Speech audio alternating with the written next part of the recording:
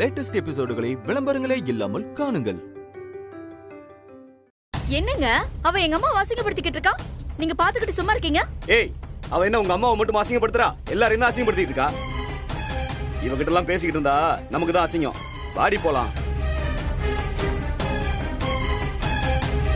முத்திய இந்த மலரு வா, சொன்ன கேளு வா, ஒண்ணே ஆயிருக்காது வா.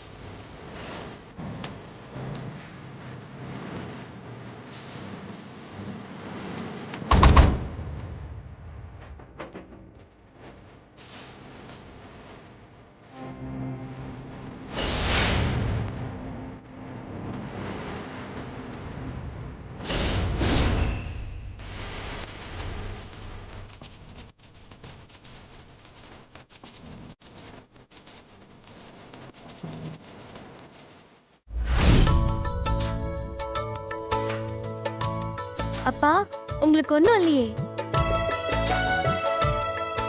சீதா, இவங்கிட்ட எப்பவுமே இந்த பிளாக் கரண்ட் ஐஸ்கிரீம் தான் ரொம்ப நல்லா இருக்கும். நட்ஸு நிறைய போட சொன்னேன், இவன் கொஞ்சோண்டு போட்டு வச்சிருக்கான் பாரு.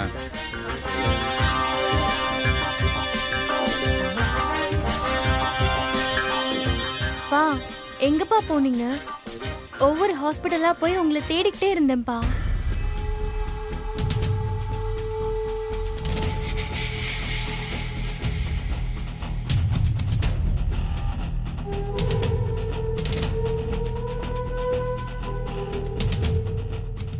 என்ன சின்ன ஐஸ்கிரீம் சாப்பிட்டு இருக்காரு? அதாயா எனக்கு ஒண்ணுமே தெரியல. இன்னாயா இது அநியாயம்?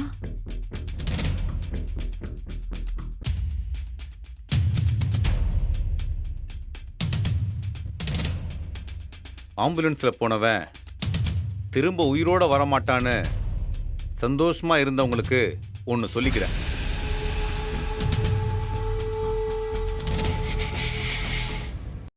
உங்களெல்லாம் அவ்வளோ சுலபமா தனியா விட்டுட்டு நான் போக மாட்டேன். ஏன்னா நீங்க எல்லாரும் எனக்கு செஞ்ச நல்லதுக்கு நானும் உங்க எல்லாருக்கும் அதே நல்லத பாதி கூட செய்யாம அப்படியே போயிட்டா என் ஆத்மா எப்படி சாந்தி அடையும்?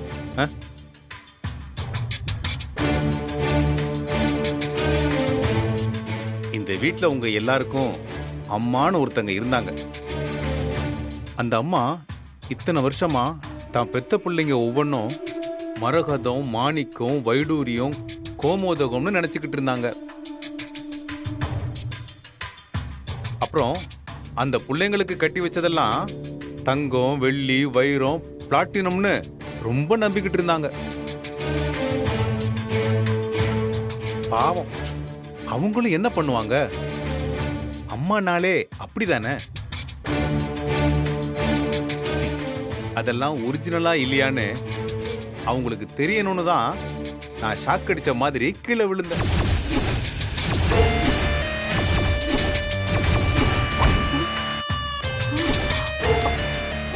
நடிச்சாரா? எது நடிச்சாரா? ஏன் சின்ன, இவருக்காகத்தான் நம்ம ஹாஸ்பிட்டலா போய் சுத்திட்டு வந்தோம். எல்லாம் சும்மா தானா?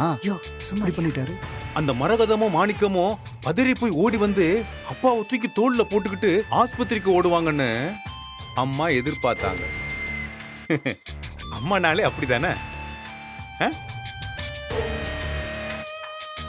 ஆனா இப்போ அந்த அம்மாவுக்கு இன்னைக்கு எல்லாம் தெரிஞ்சு போச்சு. அது அத்தனையும் இத்து போன ஈயமும் பித்தளையும்னு.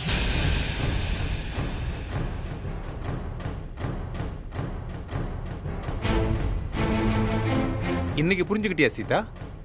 இனி இவங்களை நம்பி ஒரு துரும்ப கூட கிள்ளி போடுறாத. இனி நமக்கு ஏதாவது ஒன்று ஆச்சுன்னா தூக்கிட்டு போய் அடக்கம் கூட பண்ண மாட்டாங்க. ஞாபகம் வச்சுக்க. நாமளா போய் நாமளா குழி தோண்டி நாமளா போய் அங்க படுத்துக்கணும். ஞாபகம் வச்சுக்க சீதா.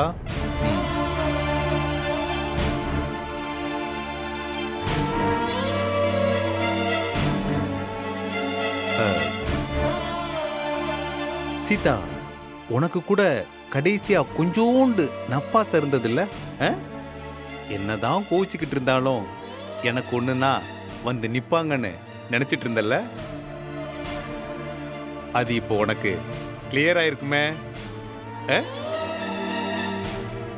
அது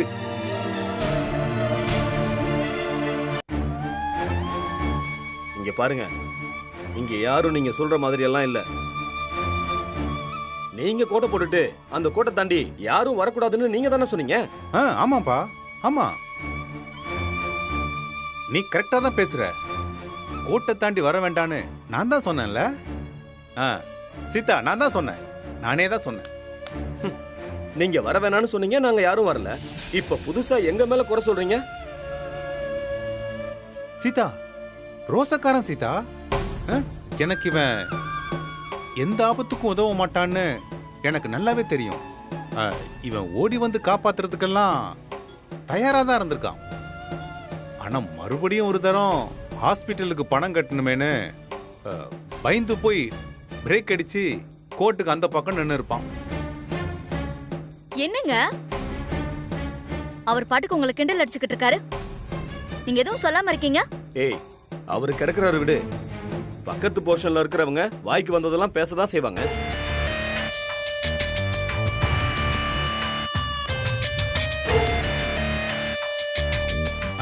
அந்த இன்னொருத்தருக்கான இன்னொருத்தர் தானே, அவன் எங்க போயிட்டான்? அவனை பத்தி சொல்றேன் கேளு. எனக்கு ஷாக் அடிச்ச உடனே முதல் வேலையா பொண்டாட்டி முகத்தை தான் பார்த்திருப்பான். அவன் பொண்டாட்டி அவ உடனே அவங்க அப்பாவுக்கு தான் ஃபோன் பண்ணிருப்பா. அப்பா, இங்க என் மாமனாருக்கு ஷாக் அடிச்சு துடிச்சுக்கிட்டு இருக்காருப்பா. அப்பா, இப்ப நாங்க கோட்டை தாண்டி போய் அவரை பார்க்கலாமா வேண்டாமாப்பா அப்படின்னு தானே கேட்டிருப்பா. ஏன்னா அவங்களுக்கு ஆர்டர்லாம் அங்கிருந்து தானே வரணும். அது வரைக்கும் நாம கொஞ்சம் அட்ஜஸ்ட் பண்ணி உயிரை கையில புடிச்சுக்கிட்டு இருக்கணும்.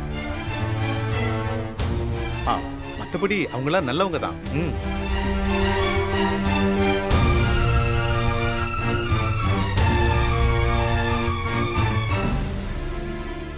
சீதா, என்ன சீதா இன்னொருத்திய காணும்? எங்க மாடி போர்ஷன்ல இருக்கிற என் மூத்த மகளை காணும்? எந்த நேரமும் அன்புள்ள அப்பா அப்பான்னு சுத்தி வருவாளே. எங்கடா ஆஸ்பத்திரி செலவுக்கு நம்ம கிட்ட காசு கேட்டுருவாங்களோன்னு பயந்துகிட்டு கேரளா பக்கம் போய் பதுங்கி இருப்பா. கேட்டா வெள்ளம் வந்துருச்சு, பேய் வந்துருச்சு, பிசாசு வந்துருச்சுன்னு விட்டாளாச்சாரியர் கதையெல்லாம் சொல்லுவா. அப்பா, என்னம்மா, உனக்கு ஏதாவது தனியா சொல்லுவேன்னு எதிர்பார்க்கறியா? நீ சிலபஸ்லயே கிடையாது. எனக்கு 3 பசங்க மட்டும்தான். உனக்கு எந்த கருத்தும் சொல்றதுக்கு இல்ல.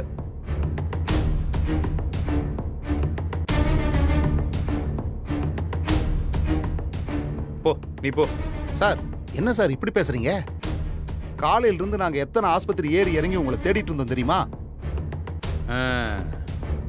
இன்னைக்கு என் பாடிய மணிக்கணக்கா தேடிக்கிட்டு இருந்த நீங்க அன்னைக்கு என் பொண்ணுக்கு கல்யாணம் பண்ணி வைக்கும் போது பாவம் உங்களுக்கு ஒரு 2 நிமிஷம் கூட என்ன தேடுறதுக்கு நேரம் இல்லாம போச்சு இல்ல? அவங்க மேலேயாச்சும் எனக்கு கோவம் இருக்கு. ஆனா உங்க மேல எனக்கு எதுவுமே கிடையாது. ஏன்னா நீங்க யாரோ, உங்களுக்கும் எனக்கும் எந்த சம்பந்தமும் இல்லை.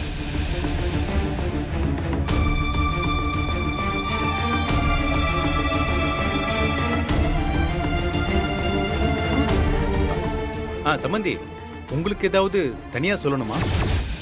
ஐயோ, ஒன்னும் இல்ல சம்பந்தி, ஒன்னும் இல்ல. நான்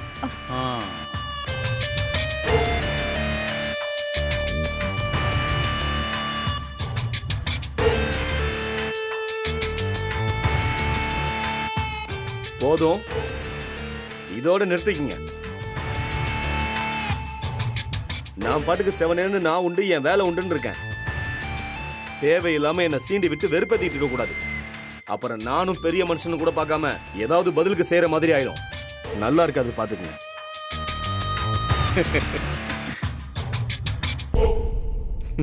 பாத்தியா சீதா, பதிலுக்கு செய்ய போறாராம்.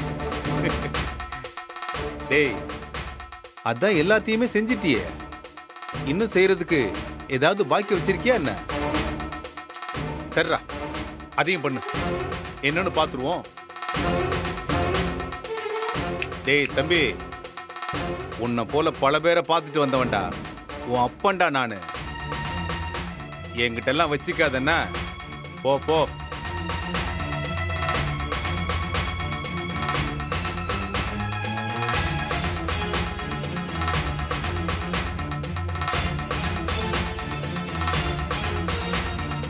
சீதா, கொஞ்சம் தண்ணி எடுத்துட்டு வாயா.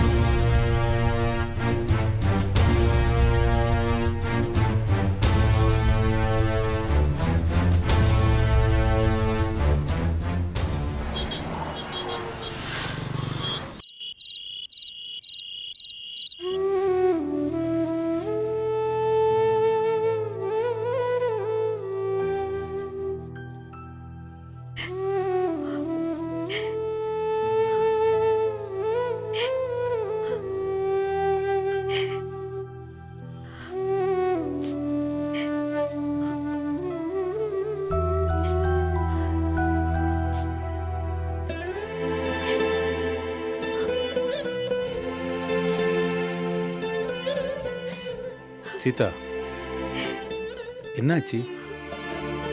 ஏன் அழுதுட்டு இருக்க? என்னங்க தப்பு பண்ணோம்? ஒன்னும் புரியலையே சீதா, நீ என்ன சொல்ல வர்ற? நாம என்ன தப்பு பண்ணோம்? ஊரு உலகத்துல எத்தனையோ பிள்ளைங்க அவங்க அப்பா அம்மாவை வயசான காலத்துல கண்ணுக்குள்ள வச்சு பாத்துக்கிறாங்க. ஆனா நம்ம பிள்ளைங்க மட்டும் ஏங்க இப்படி இருக்காங்க? நம்ம ஏதாவது தப்பு பண்ணிட்டோமா? நம்மளோட வளர்ப்புல ஏதாவது குறை வச்சிட்டோமா? எதுவுமே இல்லையேங்க. நம்ம சக்திக்கு மீறி தானே இவங்களுக்கு எல்லாமே பண்ணோம். விடு சீதா, அதெல்லாம் எதுக்கு இந்த நேரத்துல யோசிச்சு மனசை போட்டு குழப்பிக்கிட்டு இருக்க? பேசாம விடு. எதிரியா இருந்தா கூட உயிருக்கு ஆபத்துன்னு வரும்போது அவங்க வந்து நிக்கிறது தானேங்க மனுஷத்தன்மை. கேட்டா ஓடி போய் உதவர் தானங்க இயல்பு. அதுவே இல்லாம இவங்க எல்லாம் இப்படி இருக்காங்களேங்க. அத நினைச்சாதாங்க எனக்கு ரொம்ப கஷ்டமா இருக்கு. வருத்தப்படாத சீதா, ஏதாவது ஒரு கட்டத்துல உனக்கு இதை புரிய வைக்கணும்னு தான் நான் இன்னைக்கு இந்த மாதிரி ஒரு விஷயத்த பண்ண வேண்டியதா போச்சு. நீ அவனுங்களை நினைச்சு வருத்தப்படாத. அவங்கள நினைச்சு வருத்தப்படலைங்க, நம்மள நினைச்சுதான் வருத்தப்பட்டுக்கிட்டு இருக்கேன். நல்லா யோசிச்சு பாருங்க, நம்ம 2 பேரும் சந்தோஷமா உங்களுக்காக நான், எனக்காக நீங்க வாழ்ந்தது ஒரே ஒரு வருஷம்தான்.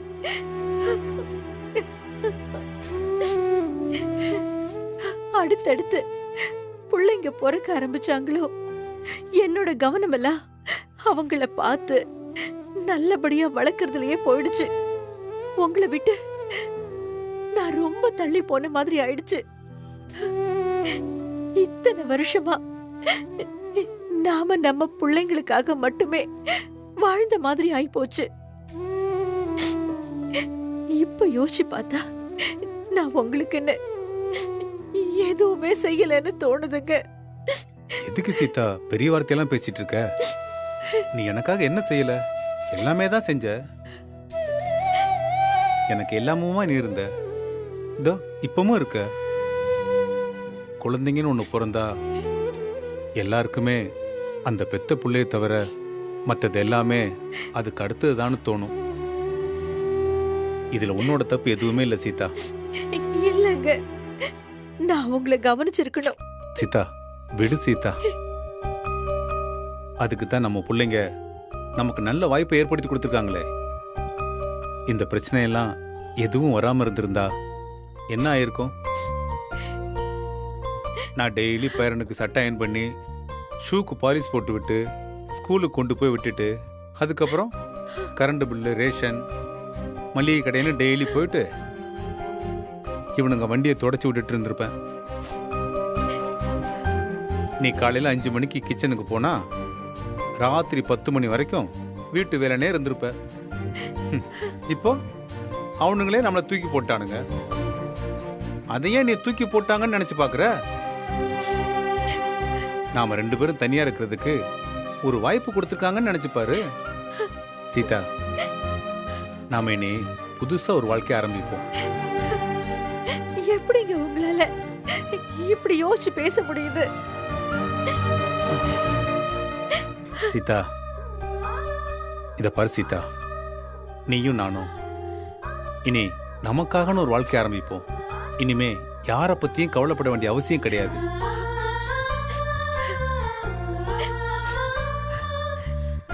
ஆமாங்க, நீங்க சொல்றதாங்க சரி. நானும் இனிமே யார பத்தி யோசிக்க போறதில்ல. இனி நீங்க மட்டும்தான்.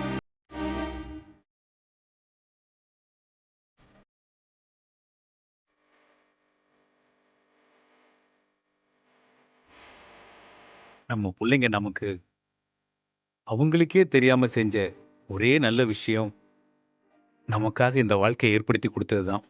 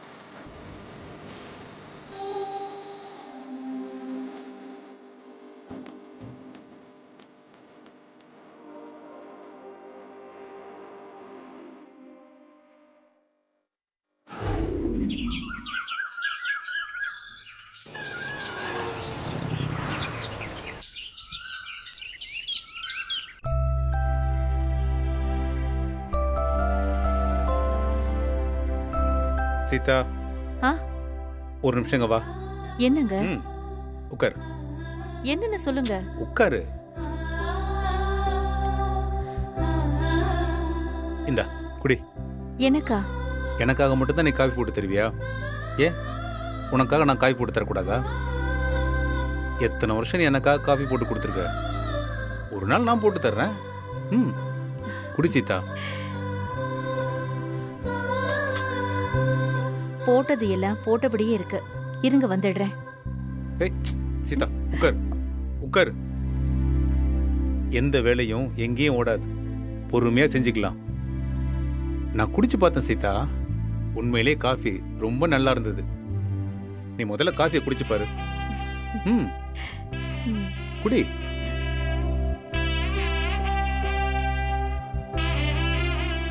எப்படி இருக்கு?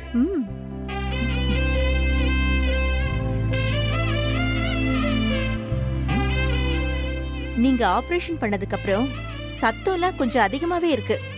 இங்க பாரு, எனக்காக நீ வேலை செய்யறது, உனக்காக நான் வேலை செய்யறது, அப்புறம் இந்த பசங்கள்லாம் உட்காந்து சாப்பிடும்போது அவங்க சாப்பிட்டு முடிக்கிற வரைக்கும் மணிக்கணக்கா நான் வேடிக்கை பார்க்கறது, இந்த வேலையெல்லாம் இனிமே இருக்கக்கூடாது. புரிஞ்சதா? இத்தனை வருஷமா நீ என்னை பார்த்துக்கிட்ட மாதிரி இனிமே உன்னை நான் பார்த்துக்க போறேன். ம்?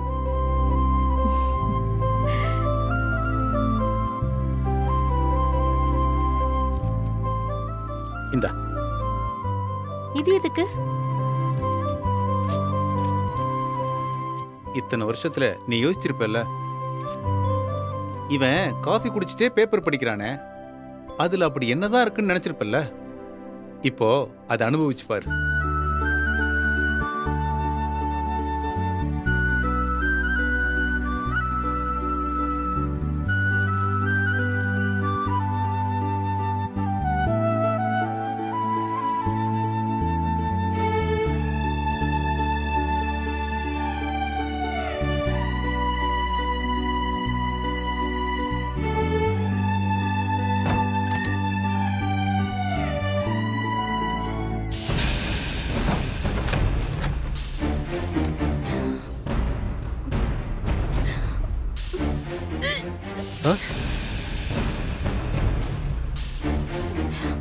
என்ன உமா?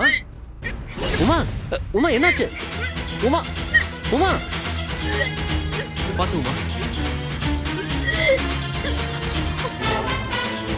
பாத்து, மெதுவா. இப்போ ஓகேவா? உமா